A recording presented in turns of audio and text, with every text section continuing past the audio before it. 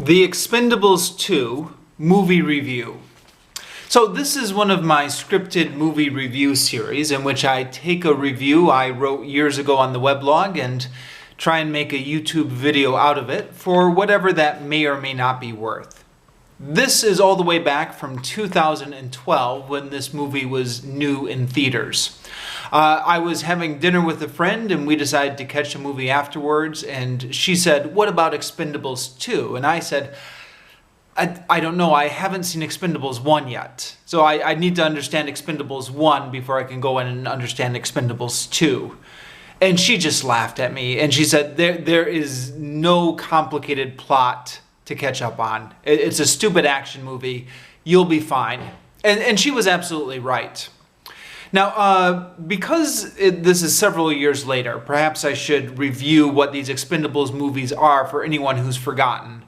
The Expendables 1, which I have not seen yet to this day, was a Sylvester Stallone movie, which was designed to be a tribute to the action movies of the 1980s, starring Sylvester Stallone, who himself was a big 1980s action star, and a bunch of other assorted minor 1980s action star hero actors.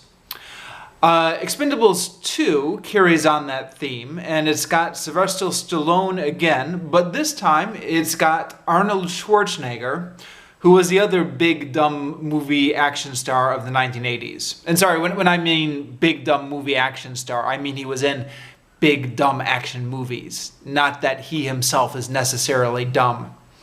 And then also Bruce Willis, who, if there was a third person to round out this trio, Bruce Willis would be the third person.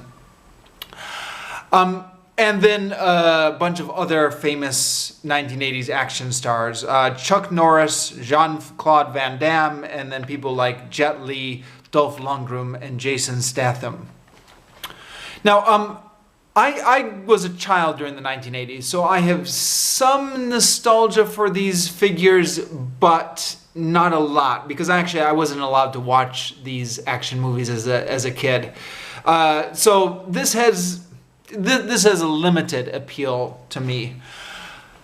But it's really pointless to try and critique a movie like this. I mean, if I were in a bad mood, I could complain that this movie was loud, stupid, mindless action film that was filled with a bunch of dumb one-liners, that was reminiscent of the worst excesses of the big dumb action movies from the 1980s. But this movie is deliberately designed to be a tribute to the big dumb action movies from the 1980s. So you get exactly what you pay for. And if it seems like the movie is so bad it's actually kind of parodying itself, that's because I think it is actually somewhat parodying itself. So it's all part of the fun. As a mindless action flick, it's entertaining enough. The key is to just turn off your brain as soon as the movie starts, and bring a lot of snacks, soda pop, popcorn, chocolate. Just keep stuff in your face and watching the explosions on the screen, and you'll have a decent enough time. The only complaint I would make, if I had to make a complaint, is that for an action movie, the action scenes are really not all that spectacular. But what do you expect? Many of the stars in this movie are getting old. Chuck Norris, at the time this came out, was 71. The other guys were not far behind him. So they are past the days when they're going to be doing incredible kickboxing and choreography on the screen. Most of the action scenes are them kind of pointing guns and pressing the trigger, which doesn't really require a lot of agility on the parts of the actors, and they point the gun and press the trigger rather well. I'm not sure if this is a rabbit hole worth going down or not, but it's occurred to me sometimes when I'm in maybe some of my more philosophical moods. Why are we men so fascinated with guns? And I include myself in that because as a kid, even though I wasn't allowed to watch these movies, I was fascinated by them. And I was fascinated with guns and with TV shows that had guys shooting people. There's just something about it which fascinates the male mind. Now, I guess a larger question might be, why are we men so fascinated by action movies? And I don't think there's a logical explanation to that. It's just part of our evolutionary heritage. Our dumb ape brain is fascinated with fighting. And so this is something that appeals to men, and even like myself, and like many men, I'm able to make the distinction between real life violence, which I consider bad, and on-screen violence, which I consider entertaining for reasons I couldn't logically articulate to you, but there's just something there which appeals to the dumb ape brain part of us.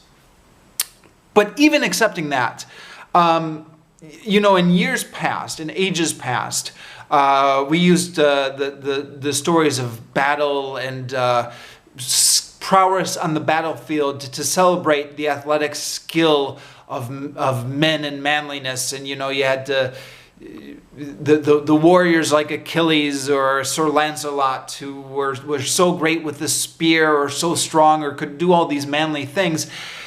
And then at a certain point in history, I guess with the introduction of firearms, this kind of devolved into people just holding guns and pressing the trigger. And all of a sudden, this very unathletic act became very masculine. And why? I don't know. And again, when I was a kid, it held fascination for me. And to a certain extent, it still does. I mean, even though I'm 42, I like a good mindless action flick as much as anybody. But why are we so fascinated by the act of pointing a stick and pulling a trigger? There's no athletic prowess to even admire there. There's very little on, at least with martial arts, you've got the flips and the back flips, and you can be like, okay, it's exciting, he's going over here. I don't know.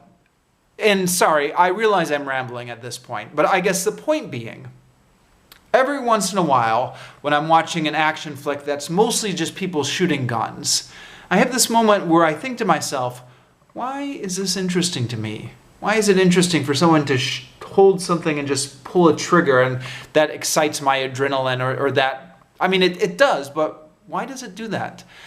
Anyways, this movie is a prime example of an action movie that's mostly people just holding guns and pressing the triggers, presumably because the cast is past their days of intense choreographed fighting. And also the writing is terrible. And I get it's a parody of dumb Hollywood action films, so the writing is supposed to be terrible. And yet, watching this movie, I thought to myself, as I occasionally do when watching movies like this, I bet I could have written that. How hard is it to be a Hollywood screenwriter?